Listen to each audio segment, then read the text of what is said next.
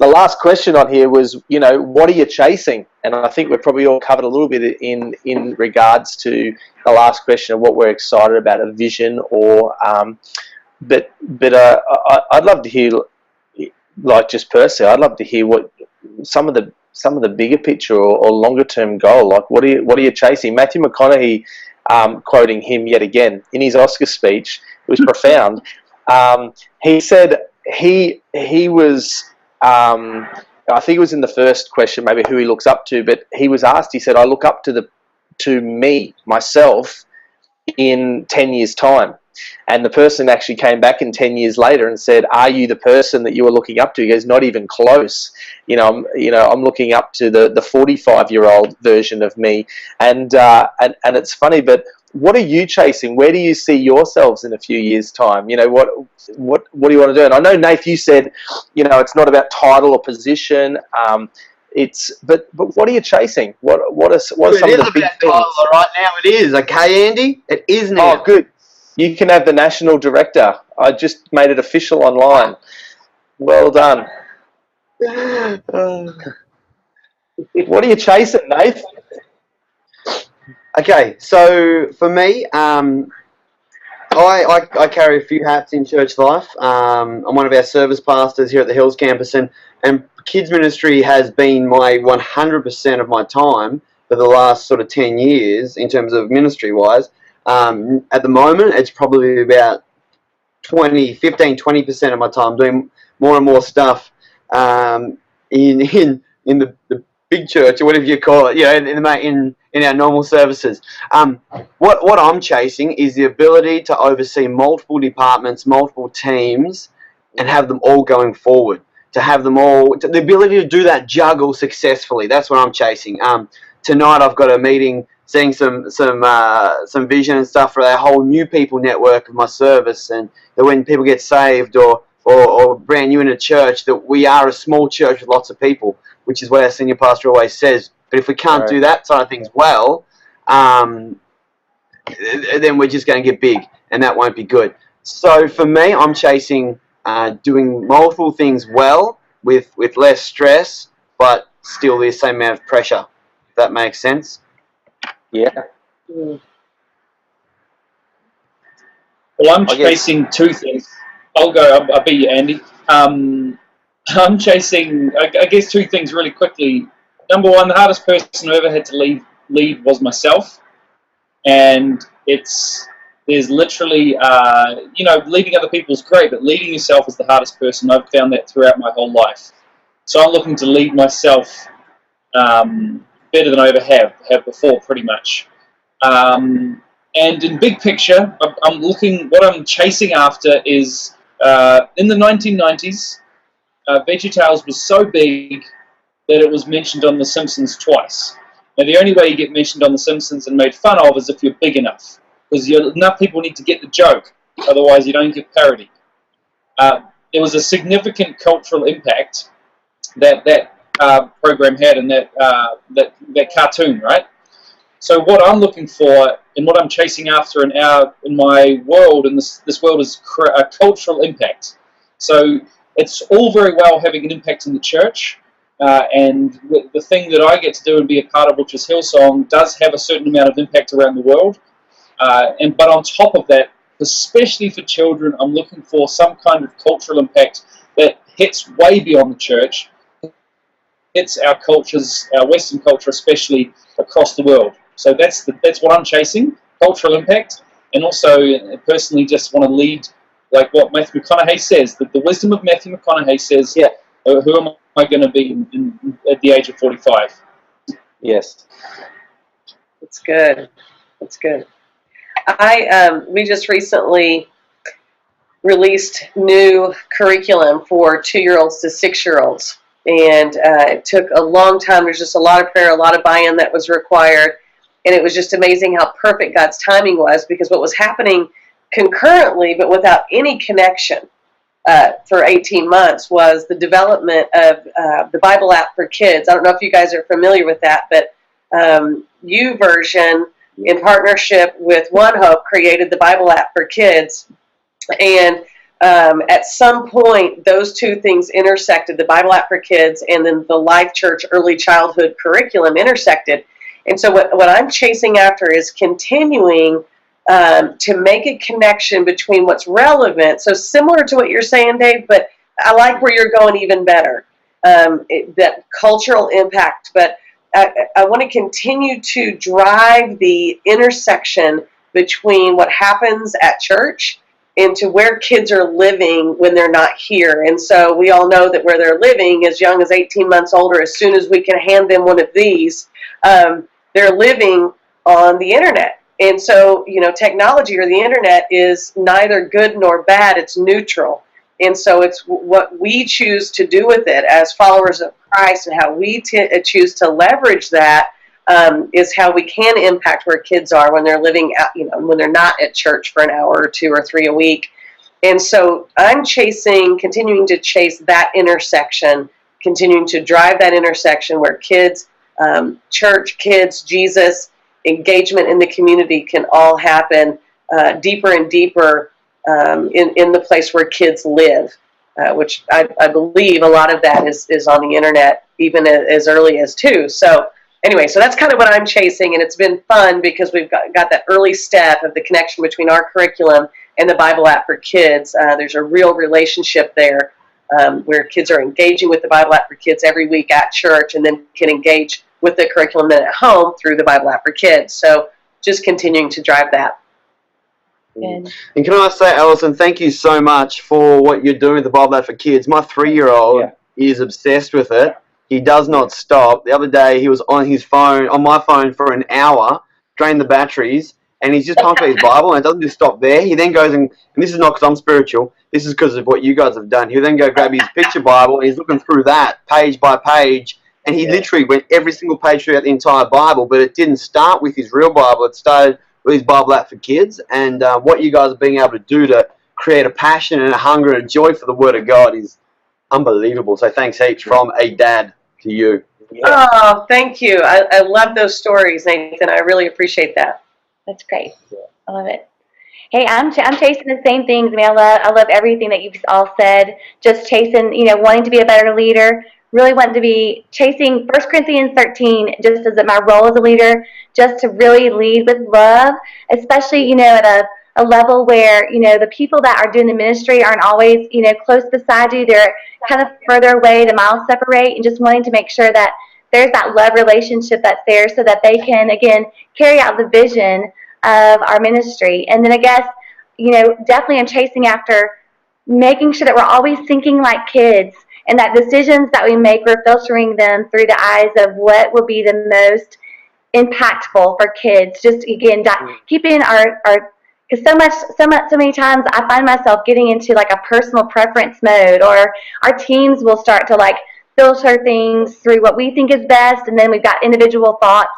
That really chasing how we can get kid focus groups, how we can make sure that we're hitting our target audience, because we definitely have a varying ages to hit. We want to be, our vision is Jesus on their level, so we want to make sure that whatever age that we're teaching, that we're hitting the mark where they are with technology, and that's challenging.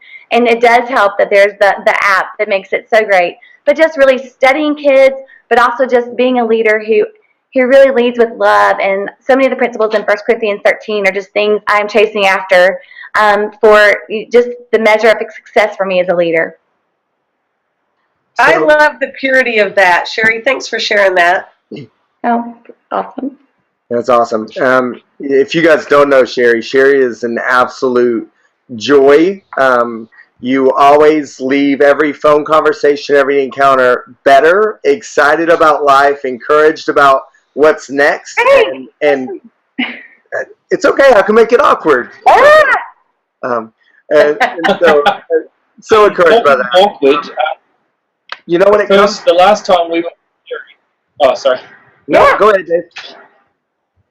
I was just going to say, talking of awkward, the last time Sherry was with us in a men's conference in Australia, I believe myself and Nathan were getting our chests waxed. So there you go. It is awkward. That's right. That's true. I got to see that at the men's conference. It was awesome. Nice. Yeah. Hey, but Jess was pregnant, Nathan, with your first baby. So I think that was 5 years ago. Wow. Just blew my mind. And I'm Wow, I can't believe that. It's going to be the best. It's going to be so great. Such a great time. It's awesome. So for me, as far as chasing, you know, man, you guys gave such great answers. It challenges my answers and what I need to be doing, what I need to be pursuing. I think about 10 years from now, you guys know this. Number one for me is like I want to be a great dad and a great husband, and I feel a weight for that. And I know I have a lot to learn to do that, but that's way, way up there because I'm the only one that can do that for sure for my family. And so I feel a weight for that. And then I think maybe the other thing is you took a picture. That's wise. Everybody can take pictures. Do that. How do I do that? So over on the left, there's a little camera, and it opens the camera app, and you click use. Oh, yeah. You can take Did I do pictures. it? Now I'm completely distracted. So this happens every time. Every time that somebody starts the camera, It's longer than Okay. it's going pear-shaped. Awesome. So I think the other thing for me is, and once again, I'm challenged by all your answers, and I need to reassess my answer. But the answer I was going to say before you all manipulated my thinking and made me feel like I should be thinking bigger was 10 years from now, I do want to be a leader that's worth following. And so I want to be able to lead well into others. And I think part of that goes from just gaining wisdom and insight from people like you and continuing to grow so that I can genuinely help and make things better. And one of the things that you said about your senior leadership and pastors, I love the pirate hat, Andy. It's incredible. Okay. I'm just hanging That's out. with Google Effects. You guys can all do that. I will finish my very serious answer by wearing a Google headband. I really yes. want to hear your answer. Yes. So I Boy. think what it is from a leadership standpoint, what you said about your senior pastors, it's unique that you look up to them because they don't do what you do. And so much time in the world, right, we look for somebody that does what we do better. And of course, I'm doing that with all of you and learning from you. But at the same time, I want to be at a place of leadership that I've gained insight and enough insight that I can speak in a context and help people wherever they're at and genuinely make our encounters better and help them think better, ask better questions, and just lead better. And so that's something that I'm passionately trying to pursue, and I think I'm going to do that by being stretched by not only you guys as friends, and I look forward to 10 years from now, we're sharing stories of things that we've got to do together and the memories that we've created together, but also the people that I get to invest in. And I was encouraged. Yesterday, I had a young guy in our church, very young guy that's looking. He called me first to tell me he's thinking about applying for a position at the church. And he's not a friend of mine, he's just somebody I know. And it was funny, as I was hanging up the phone, I told him that it was such an honor that he would call me because he felt like he could get some good advice for his family and direction. And I think that's kind of helped me continue to remember like this. I have this big weight to carry, and I want to do a good job with that. And I see all of you doing it so well and doing it from a place of humility, but also in the giftings and using what God has done in you and through you. And I just want to be able to model that and embrace that, because then when we're having conversations about does this shape culture, I can actually add value to that conversation instead of being oblivious because I haven't grown in my leadership so where I can't talk at that level. Yeah.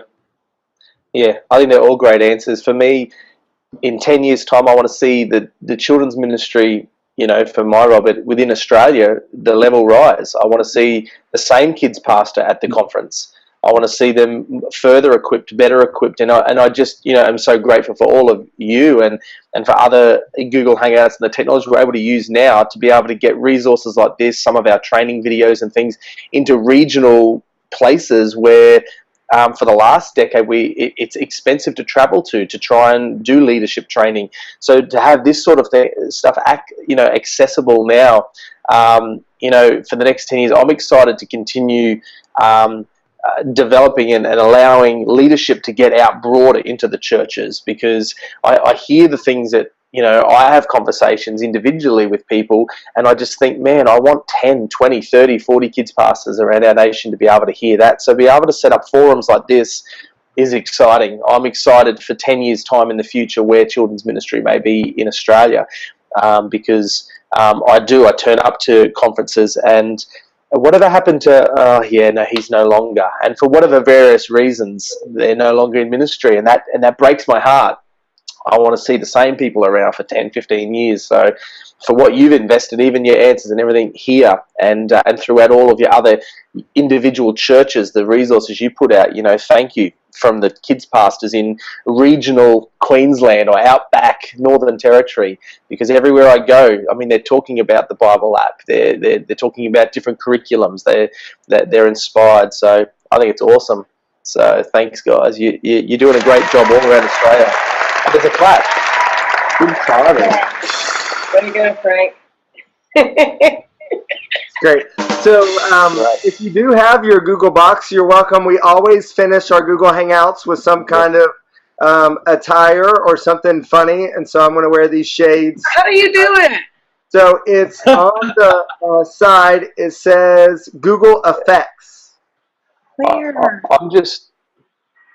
Oh. Maybe near where the camera is. Yeah? Click on that. I'm going on vacation. Okay. This is so fun. I want to wear a party hat. It makes it fun. You can do a party hat. Sherry, you open your camera, so you should be able to see. I've got them all. I don't know how to select them. I mean, I'm looking at the clown. I'm trying to be a clown. I'm not making it happen. Then I want you to, I'll give you a birthday cake instead. Do you wonder? From me to you. Yeah. How would you guys feel if I decided in one effort for my leadership and growing in my leadership that I felt like my next step was to wear a monocle? Like, No. I'm okay with that. I'm okay. Could be something special. I mean, it could be a new trend that we're setting, something new to follow. All of us walking around with a fake monocle. Could be something special. So funny. Pirate princess. Guys, let's wrap up. I have loved this time. When I emailed you or texted you, I texted many of you, which is just a privilege just to have your number and be able to send a quick text. We definitely want to help others with this, so we'll share it, and I'll send you guys links to it. But also, we'll invite you to other conversations that we have. And most of those conversations will be around one theme moving forward. And so we'll either talk about volunteering, or we'll talk about multi-site, or we'll talk about capacity issues, or whatever it may be. And feel free to join when you can. I don't want you to feel like you've got to make everything work or feel the pressure of it. But we do want it to be something that adds value. And I will be sending an email tomorrow just saying, hey, what do we do next time? Who should be invited to the call that maybe I didn't think of, or maybe they couldn't make this one? I mean, Lakewood Church couldn't make it this time. Gabe couldn't make it. There's various people that we reached out to, but that's going to happen every time. And so who are some people that need to be invited to the conversation that we can all learn from and get better? I got to say, Andy, what you got going right now could be the best outfit. I worked on this one. I thought it through. It's disturbing.